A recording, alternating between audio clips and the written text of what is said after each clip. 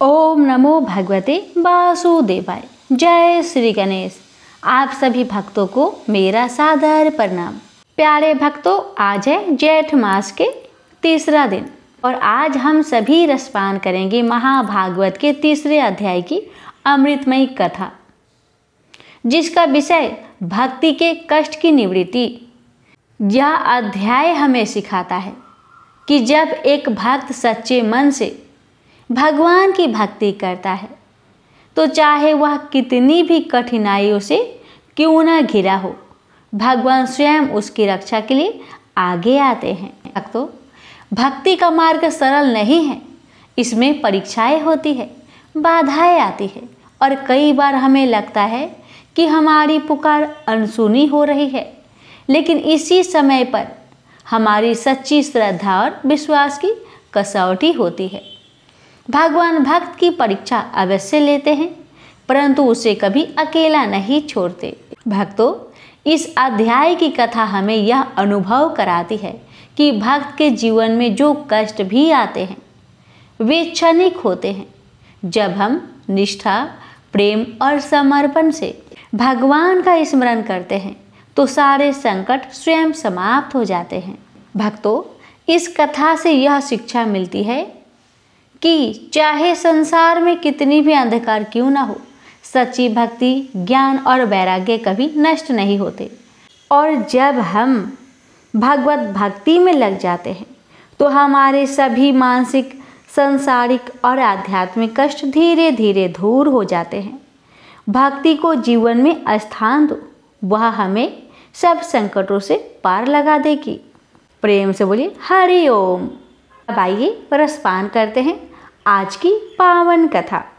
प्यारे भक्तों, नारद जी कहते हैं, अब मैं भक्ति, ज्ञान और वैराग्य को स्थापित करने के लिए प्रयत्न पूर्वक श्री सुखदेव जी के कहे हुए भागवत शास्त्र की कथा द्वारा उज्ज्वल ज्ञान यज्ञ करूँगा। यह यज्ञ मुझे कहाँ करना चाहिए, आप इसके लिए कोई स्थान बता दीजिए। आप लोग वेद के परगामी हैं, इसलिए मुझे इस सुख शास्त्र की महिमा सुनाइए। ये भी बताइए कि श्रीमद् भागवत की कथा कितने दिनों में सुनानी चाहिए और उसके सुनने की विधि क्या है। सनकादिक बोले, नारद जी, आप बड़े विनीत और विवेकी हैं, सुनिए, हम आपको ये सब बातें बताते हैं। हरिद्वार के पास आनंद नाम का एक घाट है, वह अनेकों ऋषि रहते हैं तथा देवता और सिद्ध लोग भी उसका सेवन करते रहते हैं। भांति भांति के वृक्ष और लताओं के कारण वह बड़ा सघन है और वहाँ बड़ी कोमल नवीन बालू बिछी हुई है। वह घाट बड़ा ही सुरमई और एकांत प्रदेश में है। वहाँ हर समय सुनहले कमलों की सुगंध आया करती है। उसके आसपास रहने वाले सिंह, हाथी आदि परस्पर विरोधी जीवों के चित्त में भी बैर भाव नहीं है। वहाँ आप बिना किसी विशेष प्रयत्न के ही ज्ञान यज्ञ आरंभ कर दीजिए। उस स्थान पर कथा में अपूर्व रस का उदय होगा। भक्ति भी अपनी आँखों के ही सामने निर्मल और जराजीर्ण अवस्था में पड़े हुए ज्ञान और वैराग्य को साथ लेकर वहाँ आ जाएगी, क्योंकि जहाँ भी श्रीमद् भागवत की कथा होती है वहाँ ये भक्ति आदि अपने आप पहुँच जाते हैं। वहाँ कानों में कथा के शब्द पढ़ने से ये तीन तरुण हो जाएंगे। सूत जी कहते हैं, इस प्रकार कहकर नारद जी के साथ सनकादि भी श्रीमद् भागवत कथामृत का पान करने के लिए वहाँ से तुरंत गंगा तट पर चले आए। जिस समय वे तट पर पहुँचे, भूलोक, देवलोक और ब्रह्मलोक सभी जगह इस कथा का हल्ला हो गया। जो भागवत कथा के रसिक विष्णु भक्त थे, सभी श्रीमद् भागवत मृत का पान करने के लिए सबसे आगे दौड़ दौड़ कर आने लगे। भृगु, वशिष्ठ, चवन्य, गौतम, मेधातिथि, देवल, देवरात, परशुराम, विश्वामित्र, शाकल, मार्कंडेय, दत्तात्रेय, पिप्पलाद, येगेश्वर, व्यास और पराशर, छाया, सुख, जाजली और जहू आदि सभी प्रधान मुनिगण अपने अपने पुत्र, शिष्य और स्त्रियों समेत बड़े प्रेम से वहाँ आए।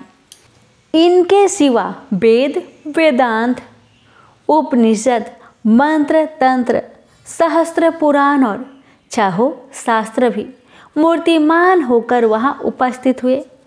गंगा आदि नदियाँ, पुष्कर आदि सरोवर, कुरुक्षेत्र आदि समस्त क्षेत्र, सारी दिशाएं, दंडक आदि वन, हिमालय आदि पर्वत तथा देव, गंधर्व और दानव आदि सभी कथा सुनने चले आए। जो लोग अपने गौरव के कारण नहीं आए, महर्षि भृगु उन्हें समझा बुझा कर ले आए। तब कथा सुनाने के लिए दीक्षित होकर श्री कृष्ण परायण सनकादि नारद जी के दिए हुए श्रेष्ठ आसन पर विराजमान हुए। उस समय सभी श्रोताओं ने उनकी वंदना की। श्रोताओं में वैष्णव, विरक्त, सन्यासी और ब्रह्मचारी लोग आगे बैठे और उन सबके आगे नारद जी विराजमान हुए। एक और ऋषिगण, एक और देवता, एक और वेद और उपनिषद आदि तथा एक और तीर्थ बैठे और दूसरी ओर स्त्रियां बैठी। उस समय सब और जय जयकार, नमस्कार और शंखों का शब्द होने लगा और अबीर, गुलाल, खील एवं फूलों की खूब वर्षा होने लगी। कोई कोई देवश्रेष्ठ तो विमानों पर चढ़कर वहाँ बैठे हुए सब लोगों पर कल्प वृक्ष के पुष्पों की वर्षा करने लगे। सूत जी कहते हैं, इस प्रकार पूजा समाप्त होने पर जब सब लोग एकाग्रचित हो गए, तब सनकादि ऋषि महात्मा नारद को श्रीमद् भागवत का महात्म्य स्पष्ट करके सुनाने लगे। सनकादि ने कहा, अब हम आपको इस भागवत शास्त्र की महिमा सुनाते हैं। इसके श्रवण से मुक्ति हाथ लग जाती है। श्रीमद् भागवत की कथा का सदा सर्वदा सेवन, आस्वादन करना चाहिए। इसके श्रवण मात्र से श्री हरि हृदय में आ विराजते हैं। इस ग्रंथ में 18,000 श्लोक और 12 स्कंध है तथा श्री सुखदेव और राजा परीक्षित का संवाद है। आप यह भागवत शास्त्र ध्यान देकर सुनिए। यह जीव तभी तक अज्ञानवश इस संसार चक्र में भटकता है जब तक क्षण भर के लिए भी कानों में इस सुख शास्त्र की कथा नहीं पड़ती। बहुत से शास्त्र और पुराण सुनने से क्या लाभ है? इससे तो व्यर्थ का भ्रम बढ़ता है। मुक्ति देने के लिए तो एकमात्र भागवत शास्त्र ही गरज रहा है। जिस घर में नित्य प्रति भागवत की कथा होती है वह तीर्थ रूप हो जाता है और जो लोग उसमें रहते हैं उनके सारे पाप नष्ट हो जाते हैं। हजारों अश्वमेध और सैकड़ों वाजपेयी यज्ञ इस सुख शास्त्र की कथा का 16वां अंश भी नहीं हो सकते। तपोधनों, जब तक लोग अच्छी तरह श्रीमद् भागवत का श्रवण नहीं करते तभी तक उनके शरीर में पाप निवास करता है। फल की दृष्टि से इस सुख शास्त्र की कथा की समता गंगा, गया, काशी, पुष्कर या प्रयाग कोई तीर्थ भी नहीं कर सकता। यदि आपको परम गति की इच्छा है तो अपने मुख से ही श्रीमद् भागवत के आधे अथवा चौथाई श्लोक का भी नित्य नियम पूर्वक पाठ कीजिए। ओमकार, गायत्री, पुरुष सूक्त, तीनों वेद, श्रीमद् भागवत। ओम नमो भगवते वासुदेवाय। यह 12 मंत्र 12 मूर्तियों वाले सूर्य भगवान, प्रयाग, संग वत्सल रूप काल, ब्राह्मण, अग्निहोत्र, गौ, द्वादशी तिथि, तुलसी, बसंत ऋतु और भगवान पुरुषोत्तम, इन सब में बुद्धिमान लोग वस्तुतः कोई अंतर नहीं मानते। जो पुरुष अहर्निश अर्थ सहित श्रीमद् भागवत शास्त्र का पाठ करता है, उसके करोड़ों जन्मों का पाप नष्ट हो जाता है, इसमें तनिक भी संदेह नहीं है। जो पुरुष नित्य प्रति भागवत का आधा या चौथाई श्लोक भी पढ़ता है, उसे राजसूय और अश्वमेध यज्ञों का फल मिलता है। नित्य भागवत का पाठ करना, भगवान का चिंतन करना, तुलसी को सींचना और गौ की सेवा करना, ये चारों समान हैं। जो पुरुष अंत समय में श्रीमद् भागवत का वाक्य सुन लेता है, उस पर प्रसन्न होकर भगवान उसे बैकुंठ धाम देते हैं। जो पुरुष इसे सोने के सिंहासन पर रखकर विष्णु भक्तों को दान करता है, वह अवश्य ही भगवान का सायुज्य प्राप्त करता है। जिस दुष्ट ने अपनी सारी आयुधों में चित्त को एकाग्र करके श्रीमद् भागवतामृत का थोड़ा सा भी रसवादन नहीं किया, उसने तो अपना सारा जन्म चंडाल और गधे के समान व्यर्थ ही गवा दिया। वह तो अपनी माता को प्रसव पीड़ा पहुंचाने के लिए ही उत्पन्न हुआ। जिसने इस सुख शास्त्र के थोड़े से भी वचन नहीं सुने, वह पाप आत्मा तो जीता हुआ ही मुर्दे के समान है। पृथ्वी के भार स्वरूप उस पशु तुल्य मनुष्य को धिक्कार है। यूं स्वर्गलोक में देवताओं में प्रधान इंद्र आदि कहा करते हैं, संसार में श्री भागवत की कथा का मिलना अवश्य ही कठिन है। जब करोड़ों जन्मों का पुण्य होता है, तभी इसकी प्राप्ति होती है। नारद जी, आप बड़े ही बुद्धिमान और योग निधि है। आप प्रयत्न पूर्वक कथा का श्रवण कीजिए। इसे सुनने के लिए दिनों का कोई नियम नहीं है, इसे तो सर्वदा ही सुनना अच्छा है। इसे सत्य भाषण और ब्रह्मचर्य पालन पूर्वक सर्वदा ही सुनना श्रेष्ठ माना गया है। किंतु कलयुग में ऐसा होना कठिन है, इसलिए इसकी सुखदेव जी ने जो विशेष विधि बताई है वह जान लेनी चाहिए। कलयुग में बहुत दिनों तक चित्त की वृत्तियों को बस में रखना, नियमों में बांधे रहना और किसी पुण्य कार्य के लिए दीक्षित रहना कठिन है। इसलिए सप्ताह श्रवण की विधि है। श्रद्धा पूर्वक कभी भी श्रवण करने से अथवा माघ मास में श्रवण करने से जो फल होता है, वही फल श्री सुखदेव जी ने सप्ताह श्रवण में निर्धारित किया है। मन के असंयम, रोग की बहुलता और आयु की अल्पता के कारण तथा कलयुग में अनेकों दोषों की संभावना से ही सप्ताह श्रवण का विधान किया गया है। जो फल तप, योग और समाधि से भी प्राप्त नहीं हो सकता, वह स्वर्ग रूप में सप्ताह श्रवण से सहज में ही मिल जाता है। सप्ताह श्रवण यज्ञ से बढ़कर है, व्रत से बढ़कर है, तप से कहीं बढ़कर है, तीर्थ सेवन से तो सदा ही बड़ा है, योग से बढ़कर है, यहाँ तक कि ध्यान और ज्ञान से भी बढ़कर है। अजी, इसकी विशेषता का कहाँ तक वर्णन करें, ये तो सभी से बढ़ चढ़कर है। शौनक जी ने पूछा, सूत जी, ये तो विशेष बड़े आश्चर्य की बात कही है।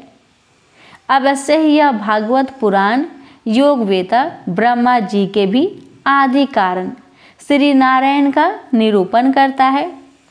परंतु यह मोक्ष की प्राप्ति में ज्ञान आदि सभी साधनों का तिरस्कार करके इस युग में उनसे भी कैसे बढ़ गया है।